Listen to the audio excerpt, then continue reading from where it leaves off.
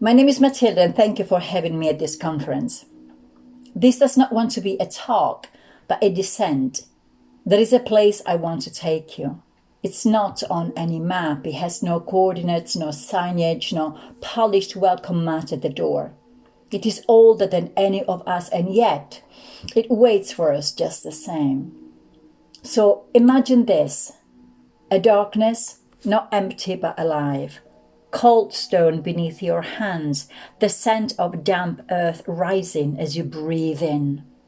Echoes of steps, voices, noises and sounds, more smells, bones, meat, blood, bodies, plants, burnt wood.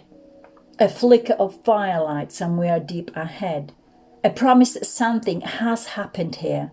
Something more than survival, more than hunger. We are going into the cave.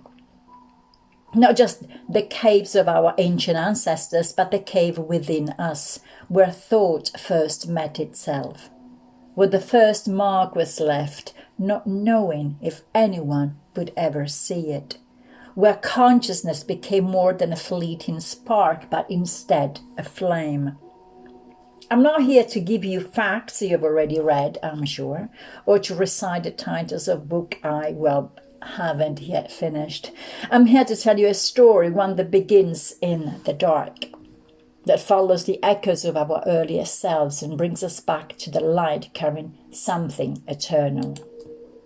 It begins not with light, but with a pulse, a tremor, barely noticed, a stirring inside the dark. You're not watching a film of early humans. You are the body, kneeling low under the rock, barefoot, cold, a scrape on your skin, shallow breath, and your heart louder than it should be. You don't know the word for a self. You probably don't know any word at all. But something has turned inward. Something has noticed that it is noticing. This is not about thought, it's about the moment before thought. It's a liminal shimmer, not yet a flame, but the warmth that says, yeah, something is coming. And then a hand moves. It doesn't draw a thing, it just makes a mark, a line, a smudge, a gesture, not to be seen but to echo back, a call and response with the silence inside. Then we stop, we lift our hand, we look at it. Do you know that your hand is your hand, and how do you know that? This is where Paleophenomenology begins, not as a theory, but as a practice of return, a way where feeling thought emerge. This is where I speak of 6 stages, not fixed, but flowing. Number 1, the stir, the first tremor of awareness. And then, number 2, the tension, the recognition of the otherness, the I, thou, the split. Followed by the doubt, number 3, the mirror phase. Do the others have what I have? Number 4, the gesture, a mark left, not for show, but to feel the echo, to fix the invisible, where space turns into a place. Number 5, the expansion, the mark extends across time and becomes trace. And finally, number 6, the transcendent echo, the invisible becomes a relational presence. These are not fixed steps, but archetypal stirrings, a rhythm more than a method. This is the original logos, not the word of the biblical beginning, but reasoning, the making sense of chaos, the materialization of Sophia, the knowing with. This is the psychological Underscape, not a map, but a terrain of becoming. It is dark, it is slow, it repeats itself, and hence it's profoundly human. We now turn to the wall. The cave narrows, light spills from a fire behind, figures flicker, shadows cast from unseen hands. Well, we know this image. Plato gave it to us. Prisoners mistaking shadows for truth, reality for its reflection. But what if we are not the prisoners? What if we are the wall, the surface upon which the awakening mind projects its first dreams? The Neanderthals I study, who inhabited the cave of La Pasiega in Spain, had a wall too. Not metaphorical, but real limestone. Cold, textured, intimate, the flickering fire not only cast light outward, but stirred the first shadows within. The wall became a place of return, not to depict, but to encounter. They left marks not to describe the world, but to discover themselves inside it. The wall is both obstacle and invitation. It blocks the path, and yet it reveals itself. A canvas for the first gesture, and a mirror for the mind learning to see itself. Carl Jung enters stage right here, because in our descent, it is you, me, Aristocles offering us aletheia, Carl being close by with paper and crayons, Maurice and Martin touching everything, and Gilles connecting dots as ripples across the web of connections that finally link our field to a larger one. And I really hope at this point that somebody brought food. These are not as figures in robes, but as companions of the deepening inwardness. Jung reminds us that to go forward, we must also go within, into the roots, through the layers, the strata of the psyche. To draw is to descend. To descend is to remember. The unconscious is not somewhere far away. It's behind us. It is in us. It's wrapped in time and waiting in shadow. There is no sudden brilliance, only the slow, deliberate uncovering. The light grows not to reveal, but to challenge. We stand before it, the first mark, the first line, and in the darkness we see something else. Not the self we thought we knew, but the self we have not yet met. This is not the revelation of truth, but of encounter. Carl Jung described encounters not as fantasies or metaphors, but as events in the psychoid realm, where psyche and world, symbol and reality touch.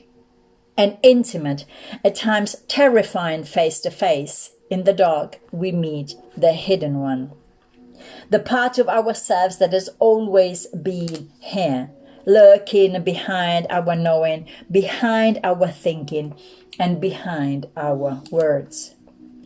In my journey, I realize I can never fully know myself unless I feel my way back to this root, to this primal stir that began it all.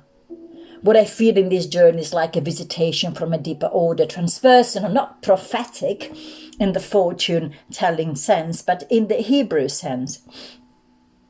A word, an image, an encounter that calls something forth, that claims my attention for the sake of my becoming. This is the return of the telos, this sense of deep orientation that defies logic, but roots your feet to the earth. It is the lifting of the forgetting. This is my reason behind paleophenomenology. This methodology is born from this need, this unyielding hunger to reconnect, not with theories, but with the raw, untamed gesture of existence, to confront what lies behind the light of consciousness, to look into the very face of darkness.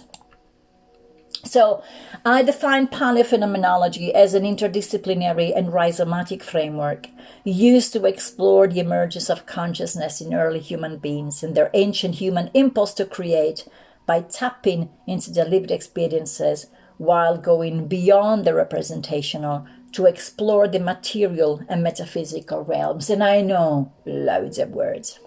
It includes elements of phenomenology, analytical psychology, archaeology, the metaphysical imagination, etc., woven into a living experiential methodology that honors the raw pre-symbolic gesture of being.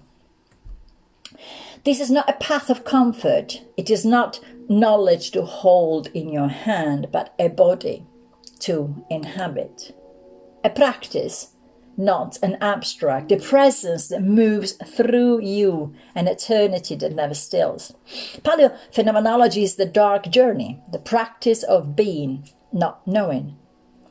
The fire burns not to illuminate, but to purify. The question remains, can you meet yourself in that dark? So on the way back, we step into the light, no longer trapped by shadows, but held by them. We've seen the fire. It burns not with clarity, but with purpose. And the message is simple. We cannot know ourselves unless we feel our way back to the roots. Since time immemorial, we long to go back home, back to the Father, back to wholeness, back to oneness. The first mark was not just a trace. It was a question. Who am I? From that question, paleophenomenology was born, a need to return, a need to reconnect to the earth, to gesture, to the origin. This is not a theory, not some abstract construct or an intellectual game.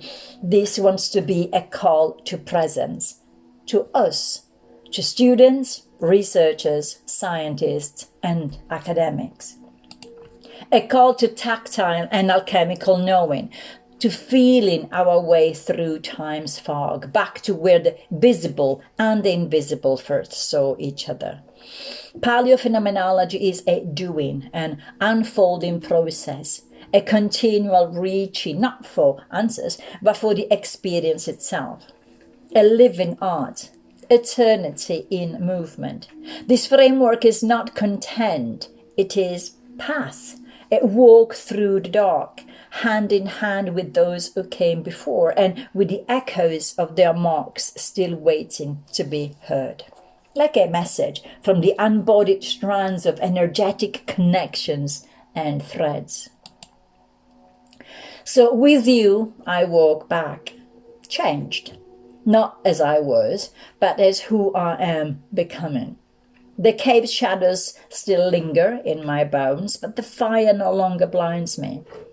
I return, but the world I return to is not the same. I cannot go back to simulacra. What we have seen, what we have touched, what we have felt cannot be erased, and it shifts everything.